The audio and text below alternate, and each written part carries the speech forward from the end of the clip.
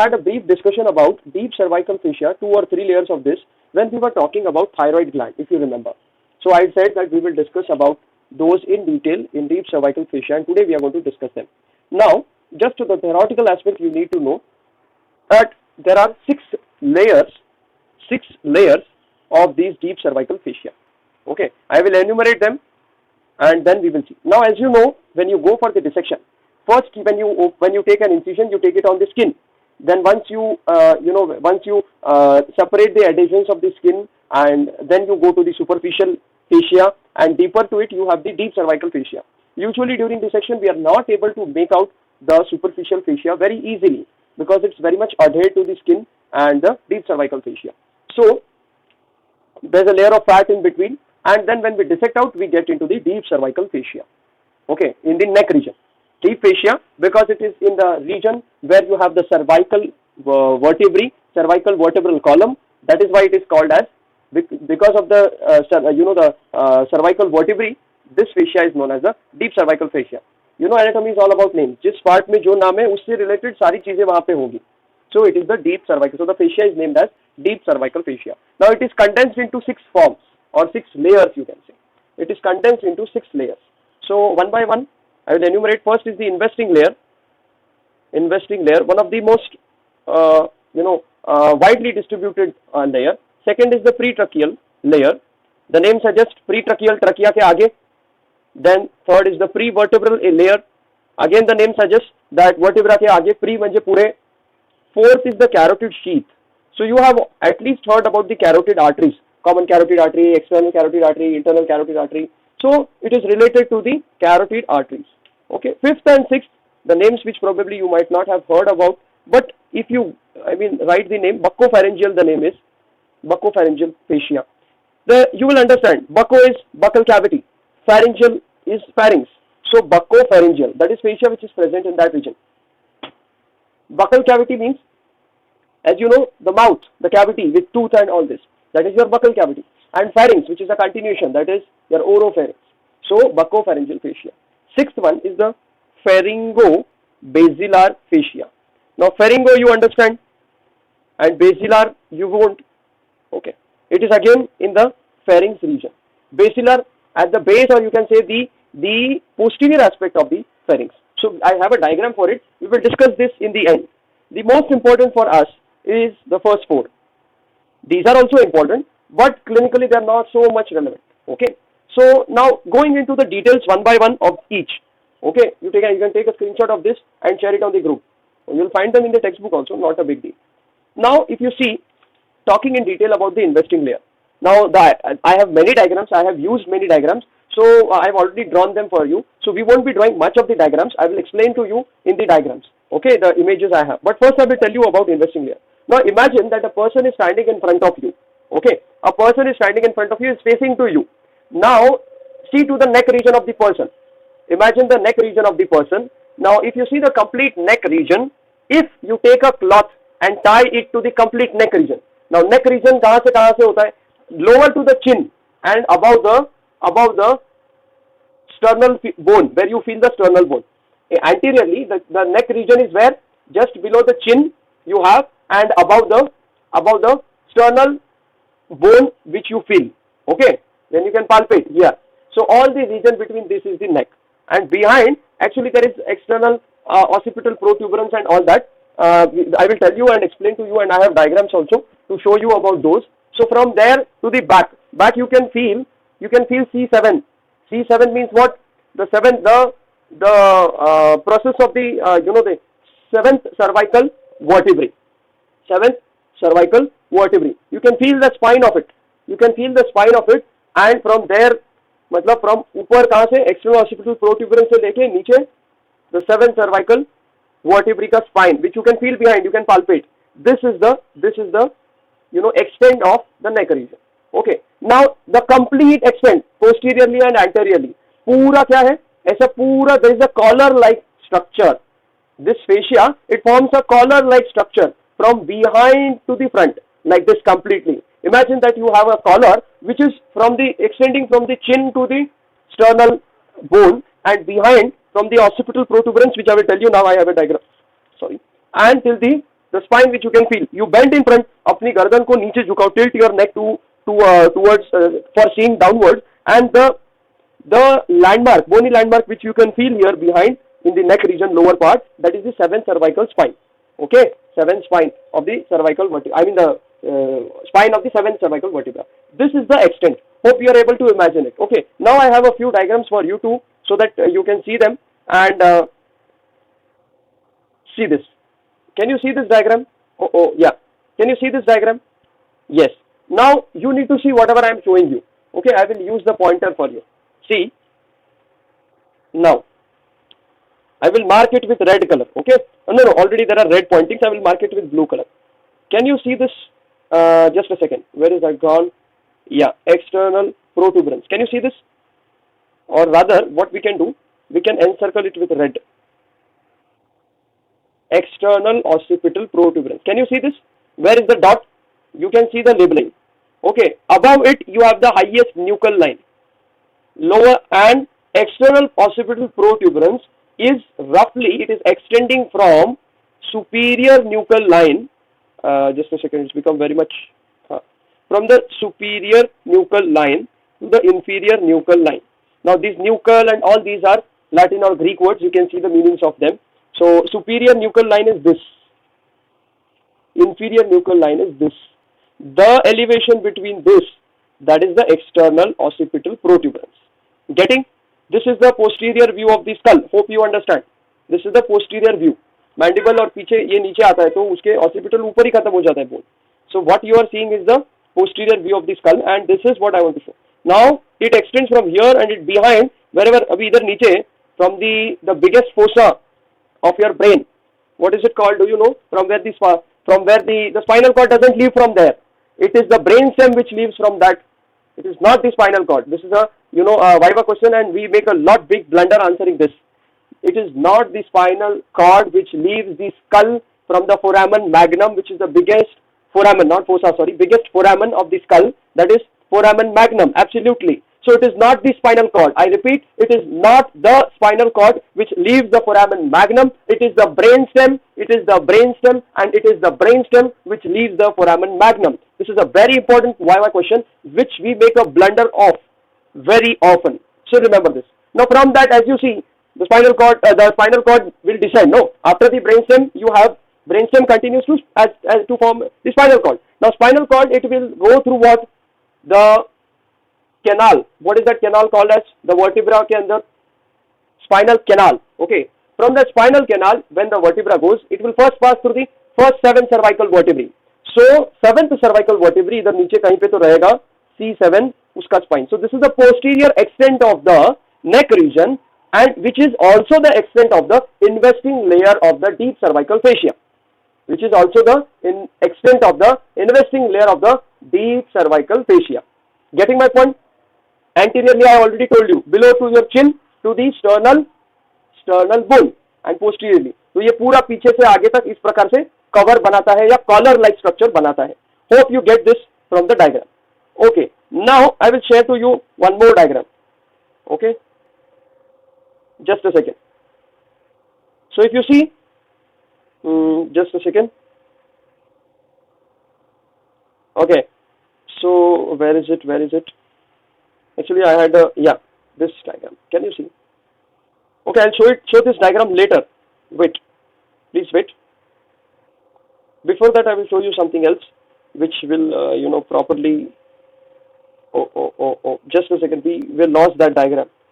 Could you please wait for a while watching this? Yeah. So you see, this is the lateral view of the skull. This is the lateral view of the skull, the diagram of which I had shown to you yesterday also. Now here you can see structures like external acoustic meatus. Okay, can you see this? External acoustic meatus. Then can you see the structure called as mastoid process? Okay, ये ऊपर वाला mastoid process. Now can you see this external occipital protuberance?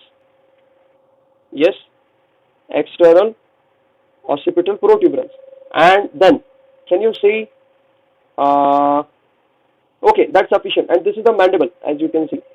This complete structure is the mandible. Now, if you don't mind, just keep on seeing it. I'll get you a better diagram. Now if you see, I've already drawn this diagram. If you see the investing layer, if you see the investing layer of the of the deep cervical fascia, see the extent. Okay, there is a very thin muscle called as platysma, so it is covered by the platysma muscle. Now when you have the role of this platysma muscle when you are doing shaving. When you are shaving yourself, at that time you have the role of this platysma muscle, okay, so that you can shave easily. You know, in the regions of the neck just below the chin, which is inside, because of the help of the muscle of platysma, you can pull it, push it like this, and then you can do your shaving easily. So shaving muscle, it can also be called as. Now, it forms the roof of posterior triangle of neck. Now, before you understand what is posterior triangle of neck and anterior triangle, okay, you have to do one experiment.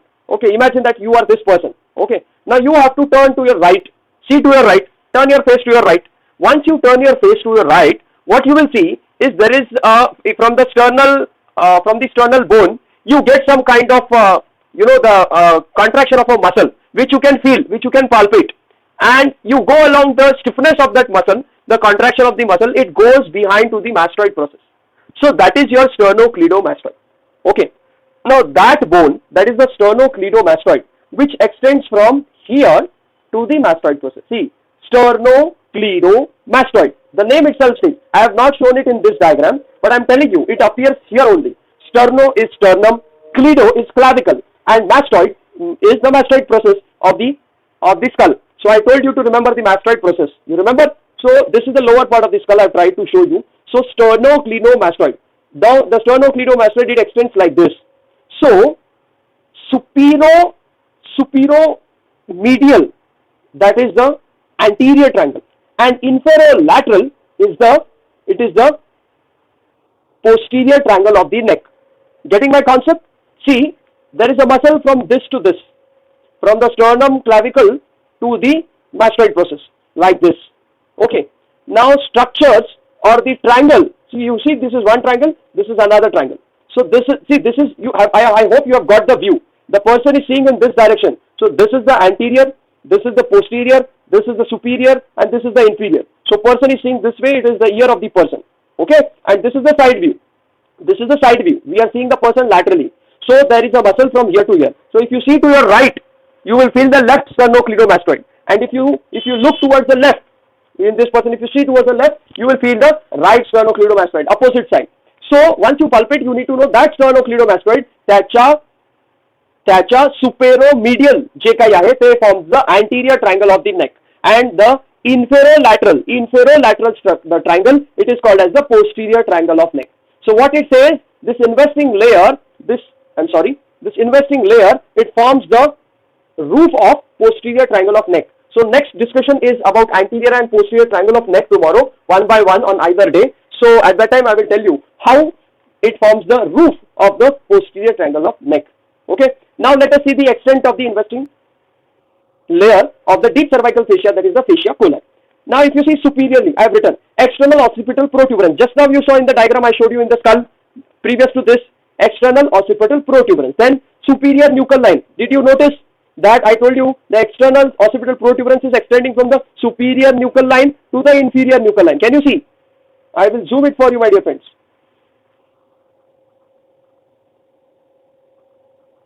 So if you see, this is the superior nuchal line, this is the inferior nuchal line. The elevation between the two is the external occipital protuberance, and this superior nuchal line and the external occipital protuberance, they provide extent to this investing layer. Then the mastoid process, come down here. See this mastoid process. Can you see? You can feel it. You can feel it. Just lower to your ear and posterior to your ear, there is an elevation, that is the mastoid process. You can palpate it. Then external acoustic meatus. तुम्हारा जो कान का छेद है उसके आजू बाजू में नीचे अंदर, that is below your skin, you cannot see it, right? Below the skin you have the superficial fascia, then the deep fascia. So it's a tube. So around it, that structure, this also gives extent or attachment to the investing layer. Then base of the mandible, complete base of the mandible. You can feel your bone, mandible bone. So complete. So this is the superior attachments. These are the superior attachments of the investing layer. Now coming to the inferior, as I told you, it is collar-like structure. So from here to here. Now below, if you see behind, I told you it's a collar-like structure. पुढे पण आहे गर्दनच्या, आपल्या मानेच्या आणि मागे पण आहे. Okay, मागे पण आहे आणि पुढे पण आहे, बाजूला पण आहे. From all sides it's like this collar. So inferiorly if you see from the posterior aspect, inferior म्हणजे खालच्या बाजूला, posterior aspect if you see, it is the spine of the scapula of the acromion process. Spine of the acromion process. So this is the spine of the acromion process of the scapula. तिथपर्यंत खाली it extends. Okay, the spine, this acromion process, and in front if you see, as I've already shown, this is the clavicle. I hope you have seen this diagram.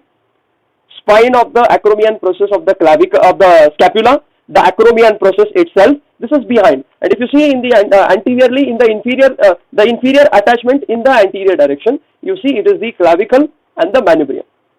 Clavicle and the manubrium. So see, this is the cut section. If you see, या माणसाला असं cut केला तर ते स्पाइनचं तुम्हाला फक्त काय दिसणार आहे, गोल दिसणार आहे. You cannot see the entire spine, you will see just the thickness of the spine. Okay, getting my point. This like this. If this is the person, you cut it like this, then you will see only this round. Understood? I hope you have understood both these diagrams. You are able to imagine. Anteriorly, very anteriorly, you see it's the symphysis menti and the hyoid bone. They also give attachment. Okay, they also give attachment. Symphysis menti, I have already shown, and the hyoid bone. So these are the attachments. Okay, I hope you have understood the attachments. Now coming to the structure it encloses. Okay, now if you see, I will tell you a formula, simple formula. Because you don't know many structures of the HNF right now, you will notice that there is a formula of 2 to remember the contents. We already saw the extent of the investing layer. Now we are talking about the contents. Now for contents, there is a formula of 2. I'll tell you, it's very simple. Formula of 2. Okay, you have to remember 2 muscles, 2 glands, 2 spaces, 2 pulleys, and only these 4. Yeah, these 4. So this is the formula of 2. Now I will tell you what are these 2 muscles. One is trapezius. You have heard of this muscle when you dissected the back. And second is the sternocleidomastoid, which we just now discussed. And the 2 glands, they are salivary glands. Okay, salivary glands. So that is the parotid. Para means what? Around. Otid means what? Otid is related to ear. So paraotid, that is the gland is present around the ear.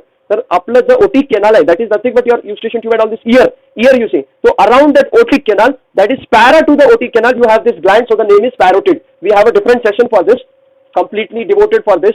And the second is submandibular gland. Sub म्हणजे खाली, mandibular is mandible. So mandible च्या खाली, mandible below the mandible, just below the mandible, in the medial aspect of the mandible, you have the submandibular gland. Okay, you have the submandibular gland. The 2 spaces. Now there are 2 spaces. One is suprasternal space. Okay, suprasternal space. Supra means above. Sternum. So just above the sternum there is a khadda.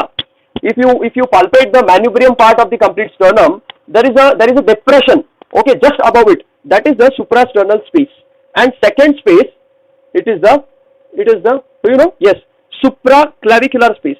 Now just above the clavicle, if you can palpate your clavicle, just above the clavicle again there is a depression. Very easily palpated or felt in people who are thin. In people who are thin, you can feel these both spaces, suprasternal space and supraclavicular space. I can easily palpate it in myself right now. Okay, and 2 pulleys. What are pulleys? Actually, they are the flattened muscle part. Okay, you can say they are the tendons. Okay, tendons. The tendons, they are not the tendons. They give a binding side to the tendons of the muscles. So the 2 muscles are digastric and omohyoid. Now these names may not be familiar to you, but you will surely get to them as we discuss the anterior and posterior triangle. See, omos means what? Omos means scapula, and hyoid means hyoid bone. So omohyoid means the muscle which is extending from the scapula to the hyoid bone. So scapula to hyoid bone, that is omohyoid. So it is flattened in between. It has a superior belly of the muscle. It has an inferior belly of the muscle, and from the superior and inferior belly, between the superior and inferior belly, you have the flattening of the muscle, and there it is held up by a pulley. Okay, a pulley. So this is about the formula of 2. I have a few diagrams, for the content. Okay, for the content. Okay. So if you see, okay, now can you see?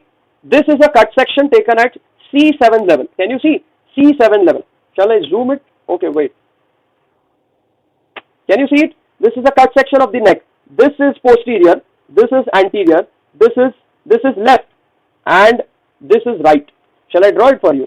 Anterior, posterior, right and left. Now in this diagram, if you see, just see what I'm showing. Okay, if you see, you know the trapezius muscle is behind. It's a quadrangular shape, or you can say a rhomboid shape of muscle. Okay, rather you can also call it as parallelogram-like shape, but it's more of rhomboid shape. So that is trapezius. Okay, so it is on the either side. So if you take a cut section, you will have it like this. Okay, and the sternocleidomastoid, already we saw it goes slanting from the mastoid process to the laterally from the mastoid process to the sternum and clavicle in between. This way. Getting my point? This way. Like this. So if you take a cut section, you will see this way. So two sternocleidomastoid on the either side, two trapezius muscle on the either side. So this is how the formula of two muscles. Okay, so what it does, see, this is the complete collar. As you can see, it is extending. Okay, complete collar of the investing layer or layer of the deep cervical fascia. Now what is happening? From behind, it is getting split, covering the entire muscle, thickness of the entire muscle, all throughout its length, and then again joining back to form a single layer, again getting split into the two to cover the sternocleidomastoid all along its thickness and all along its length, then again fusing back and coming to the medial aspect. Getting? Now this is the diagram of the parotid gland. Okay, now this is a cut section. This is a sagittal cut section taken near the ear.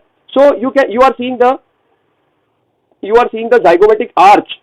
Okay, zygomatic arch ऐसे इधर से ऐसा आगे रहेगा. So you already cut it. Next to it you have the external acoustic meatus. Can you see? You imagine in your own head or in your own face. So now this is the external acoustic meatus, and below it is the tympanic plate. Now there is a styloid process here in the neck, in the skull. Sorry, this is the bony part, styloid process. So you heard of the name of stylohyoid, stylothyroid. Yes, it is stylohyoid like this. So I think stylothyroid is not there. Stylohyoid is there. Okay. So these, when we will discuss about the parotid in detail, we will talk about it. So if you can see the stylomandibular ligament, stylo and mandible, here it is. So this is the parotid gland. Okay. This is the external acoustic meatus. Para means around, parotid gland, around the otid, that is the external acoustic meatus. Okay, can you see this?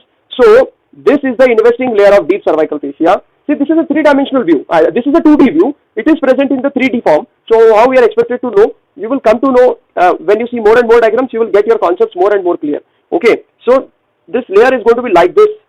So it splits here. It splits here into two, and it covers the gland like this, and again goes behind. This is the lateral section. Getting my point? So this is the investing layer. This is the investing layer. It splits into two, and it goes like this. Okay. It goes around like this and covers the gland. So parotid gland. These diagrams you will get when you will study about parotid gland in detail. This is about submandibular gland. Again, this is a sagittal section. This is the mandible. Okay, sagittal section. Are you getting me? No, this is not a sagittal section. This is a coronal section. I'm sorry. This is a coronal section. Okay, coronal section. So, tumne samne a person is standing in front of you and taken a coronal section. So on either side you will have this kind of this gland, submandibular gland. You have a pair of submandibular gland. So again, this is the investing layer of the fascia. So it is dividing. See, can you see this? This is and this is your mandible. So just below the mandible you have the submandibular gland, and this is the fascia which is dividing. Okay. And as I told you, two spaces. Can you make out this? See, this is your sternum. This is your sternum. Okay, I have done only the mandibular part of the sternum. Above this you are viewing an anterior view. Okay, anterior view. So this is the anterior view. This is the sternal head of the sternocleidomastoid. I have written here. Can you see? Sternal head of the sternocleidomastoid. So the deep cervical fascia, it is forming a cover like this. Yes or no? Like this. This way. So it splits into two to make this cover this space like this. So if you can see, I have written here. Okay, this is the investing layer of the deep cervical fascia, and this is also the investing layer of the deep cervical fascia. Now we are observing it from behind. Okay, we are observing it from behind. So that is why dotted part is here. This is the front part. This is the behind part. We are observing it from behind. Now what are the contents of this suprasternal space? Suprasternal space. Can you see? I have already shown. There is a jugular arch. The external jugular vein. Both of them come like this. And is it the external jugular? No, it's the internal jugular. Is it the internal jugular? Which jugular vein are these? You need to find out. Okay. So they form a jugular arch here, like this. And the clavicles are connected with the interclavicular ligament here. So it is also the content. On the other side, you are having the clavicle, right? This is the this will be the point of the manubrium which gives attachment to the clavicle. And what else? You have the lymph nodes, suprasternal group of lymph nodes, and the head, sternal head of the sternocleidomastoid. These are the four contents of these two spaces, this suprasternal space. Talking about the supraclavicular space. Now this diagram is taken from the posterior triangle of neck. If you can see, I was telling you about supraclavicular space, right? So this diagram has been taken from the posterior triangle of the neck wala chapter. Okay, when we will discuss about posterior triangle of neck, it will be easy. I will give you the view of this diagram. If you see, this is the anterior part. This is the, don't see the diagram what you can see on the screen. See what I am trying to tell you and see what I am trying to show you. So just omit this one. This is for my sake. Okay, this is an advanced diagram. You will not understand it right now. Okay, see, consider this diagram. Can you see the pencil markings here? This is the ear. This is the mastoid process here. Okay, and this is the sternocleidomastoid. So person is seeing like this. This is again a sagittal section. This is again a sagittal section, and if you see, this is the anterior, this is the posterior, this is the inferior, this is the superior, and this is the lateral, lateral view. So what you can see is that this is the clavicle. Okay, so there are three supraclavicular nerves. This you will all understand when I will be talking about, in the posterior triangle. The posterior triangle, when I will be talking about in detail tomorrow or day after, at that time you will understand. Okay, so what are the contents? It's the external jugular vein, just above your clavicle, external jugular vein, and the three supraclavicular nerves superficially. These are the main contents of the supraclavicular space. Okay, external jugular vein and the supraclavicular nerves. Okay, now when we will be talking about the venous drainage system of the HRF, at that time you will understand the external jugular vein, it is a continuation of which vein and it goes and drain into which vein. Okay, so you have understood. Now if you see this about the two pulleys, the same diagram I have drawn here. Now from the sternocleidomastoid, that is from here to the mastoid process. Can you see this there is a tendinous pulley over of the omohyoid muscle. Omos means scapula. This is the acromion process of the scapula. Okay, when you learned about scapula in the first part, that is upper limb, when you were discussing, at that time you had learned the name of the muscle omohyoid. It had attachment on the spine of the scapula. At that time you mugged it up because you did not know, saying that we will learn it in HRF. Now you learn it in HRF that from omohyoid, that is omos is scapula and hyoid bone. So when it is, when it is moving from this omohyoid to the extending between omohyoid and the scapula and the hyoid bone, so over the sternocleidomastoid, it forms a tendinous pulley.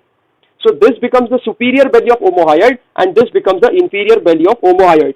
Getting my point? And there is a muscle called as digastric muscle. Okay, digastric muscle. It forms a belly over the hyoid bone.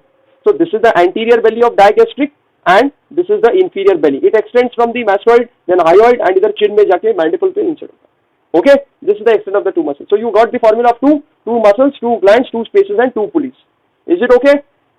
Yes. Now there are some applied anatomy aspects. Before that, I would like to give you an overview of all the layers of the deep cervical fascia. Okay, this is a cross section taken at C7 level. Okay. Now, this is the posterior aspect, this is the anterior aspect, this is the right of the person, this is the left of the person. Hope you have got oriented with the diagram. So, can you see? This is the right, this is the left, this is the posterior aspect, this is the anterior aspect. Now, at C7 level, when you have taken this section, you are seeing this is the thyroid gland. We have already discussed this diagram when we were talking about thyroid gland, but not in extensive detail. Okay, here we are going to talk about the deep cervical fascia layers, 6 layers. Okay, from which 4 are visible here. Rest 2, that is the 5th and the 6th one, that is buccopharyngeal and pharyngobasilar. We will see it in another diagram. Okay, so now I will very fastly tell you about this. Okay, now see, you already took a section, you saw the diagram, that the collar-like fascia.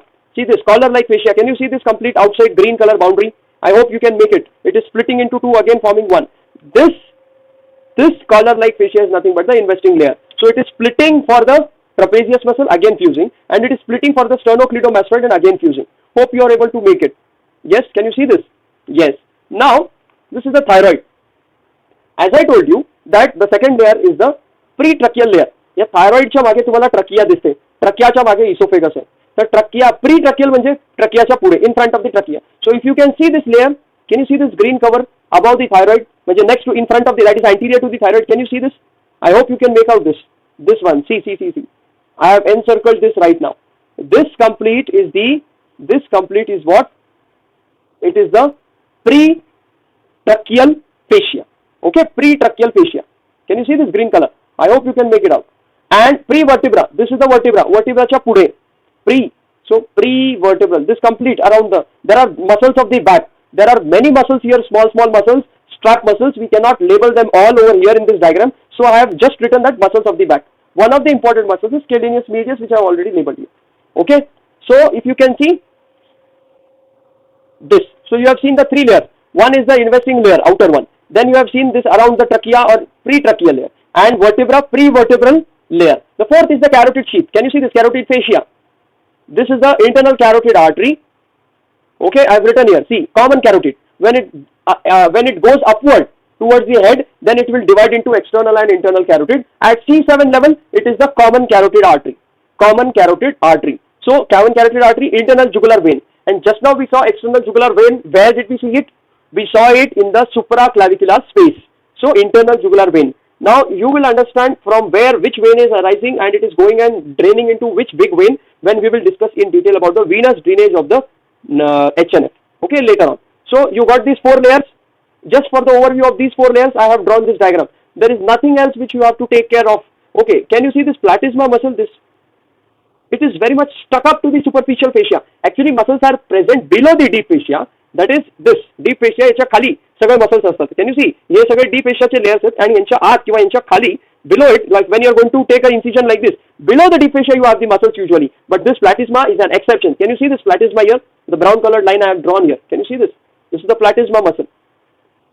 So this platysma muscle, if you can make out, this is the platysma muscle. This one outside. This is inside. It is the sternocleidomastoid. Outside, so it is very much stuck up to the superficial fascia. Now I hope you have got this overview. Okay, now in detail you can discuss about the this carotid sheath, pretracheal fascia, and the prevertebral fascia. Now I will discuss the applied anatomy aspects of the investing layer. Then we will stop today, and tomorrow we will discuss about rest 6 layers, because this is in detail very much. These are small. Okay, the description for this, explanation for this is very small, which can be covered tomorrow. Today we will talk about investing layer ka applied anatomy right now. Okay, now, so we saw the extent, we saw the content.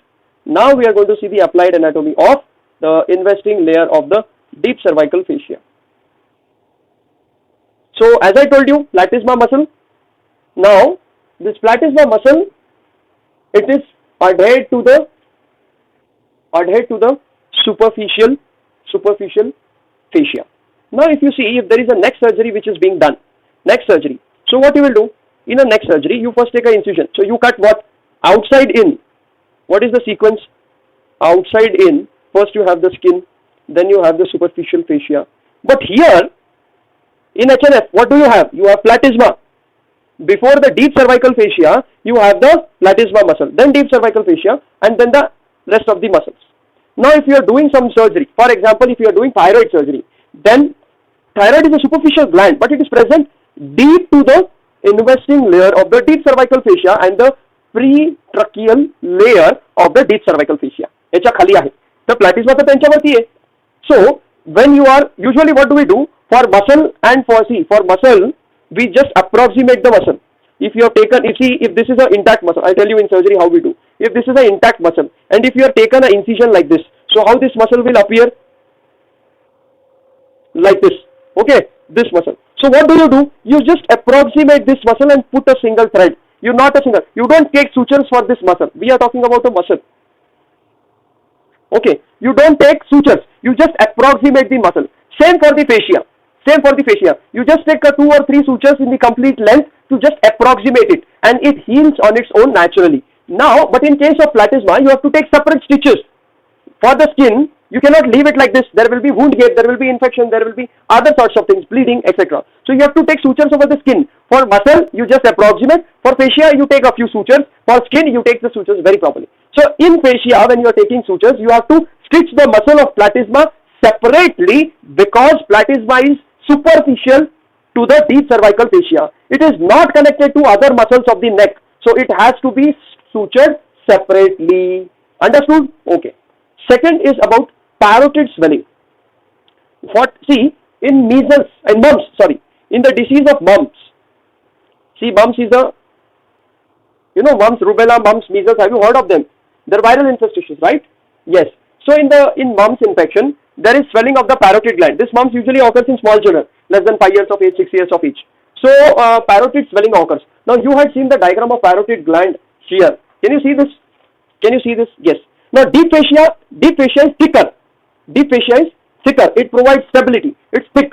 Now if you see posteriorly like this is the parotid gland. I had shown you. This is the otic canal, or you can say the external acoustic meatus. Around it, para to it, you have the parotid gland. So तुम्ही हे पाहिलात की this is zygomatic, this is the tympanic, the styloid process.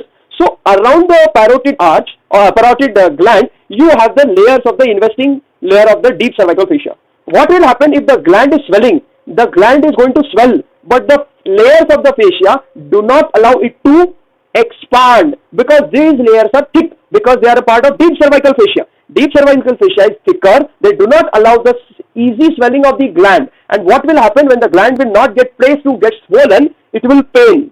It will pain. So there is a very bad pain of the parotid gland in mumps.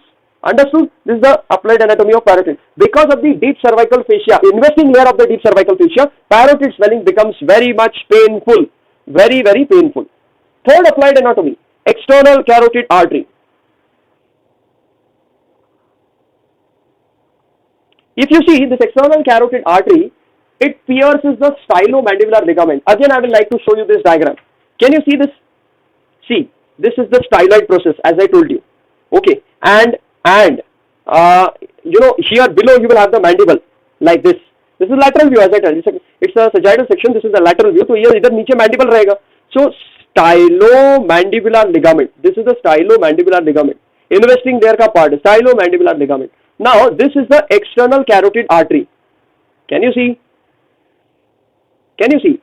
External carotid artery. Red color I have shown. Now it is being pierced by this stylomandibular ligament. Can you see the stylomandibular ligament? From the styloid process to the mandible below. I have not drawn the mandible, but mandible नीचे रहेगा ना, you can imagine. So it's just for understanding. So stylomandibular ligament, it is being pierced by what? Which structure? It is the external carotid artery, which is a division of common carotid artery. So what happens? What happens? Even if it is piercing, what will happen? So when there will be this ligament, the stylomandibular ligament, is separating what? Parotid gland or submandibular gland. So if you are doing surgery, over parotid gland or submandibular gland, then you will separate this ligament because it's the part of the fascia, deep cervical fascia. It is a part of it. Stylomandibular ligament. It's the stylomandibular ligament. So stylomandibular ligament you will separate when you are doing parotid or submandibular surgery. So when you will be doing surgery for parotid swelling, if you are doing surgery, submandibular, if there is carcinoma or anything like that, if you are doing surgery, there is a lot possibility that you can injure external carotid artery. Just now I showed you the diagram. So there is a lot possibility of injury of external carotid artery. And last and the fourth important point, which is an applied aspect, is about external jugular vein. Now just now I told you about external jugular vein. External jugular vein. Now what about external jugular vein? See, I'll draw one diagram for you. I don't have a green pencil right now. I'm going to draw in green. See, this is the fascia. Okay, this is the external jugular vein which is piercing the deep cervical fascia. That is the investing layer. Investing layer. So it is being pierced by the external jugular vein. Now what happens if you have done some neck surgery and you happen to take an incision of this investing layer? Okay, in the supraclavicular region. Just now we saw no supraclavicular space. There external jugular vein is, right? So if you happen to do the surgery and if you cut this fascia, what will happen? This fascia will not contract. It will not contract like this. Okay, and these veins they are adhered to this investing layer. They are adhered to this investing layer. Okay. So when you take a incision of the investing layer, these veins will remain adhered, and what will happen? There can be sudden air embolism. I mean, air can enter through this, and patient can immediately die. Getting my point? Should I say it again? See, division of the external jugular vein in the supraclavicular space, as we saw, right? It may cause air embolism. How? because the cut ends of the fascia, they prevent the retraction and closure of the vein, and because of this fascia attached firmly to the vein. Are you getting my point? If you cut, suppose accidentally when you are cutting the investing layer, listen to me carefully, when you are doing a surgery, you cut this investing layer. If accidentally you happen to cut this external jugular vein, if you happen to accidentally cut this external jugular vein, what will happen? This investing layer is adhered. This investing layer is adhered to this external jugular vein, and so this external jugular vein, normally vein will collapse. Vein is not like artery, vein will collapse. But this vein will not collapse because of the retraction by the deep cervical fascia layer, that is the investing layer. So it will remain, it will not retract, it will remain as it is, and air can immediately enter through that blood column, and it may hit with the air embolism, and person can go on table, the patient can die, patient can go off. So we discussed the 4 points. Platysma muscle, during surgeries you have to stitch the platysma muscle separately in the neck, and platysma muscle, it is also useful when you are doing shaving. Okay, I'll write here, shaving. The second is parotid swelling. Because of the stylomandibular ligament, the parotid swelling, it will be very much painful in case of infection of bumps. External carotid artery injury is very common when you are doing parotid and submandibular gland surgery, because stylomandibular ligament is pierced by this external carotid artery. Now, stylomandibular ligament is a part of the investing layer of the deep cervical fascia. So, this can lead to injury and external carotid artery, profuse bleeding can happen. Patient can go on table in shock, circulatory shock, and death. And external jugular vein, if you see this external jugular vein, it is adhered. So by mistake, if you cut the external jugular vein during surgery in the supraclavicular space, then investing layer is adhered very tightly to the external jugular vein. So the vein will not get collapsed, it will not contract, it will not retract, and because of which there can be a lot possibility of air embolism through this jugular vein, and again patient can collapse and it may lead to the death of the patient. So thank you. We discussed about the investing layer. It will take another half an hour to 45 minutes for discussing about rest of the layers, which we will discuss in the next class tomorrow.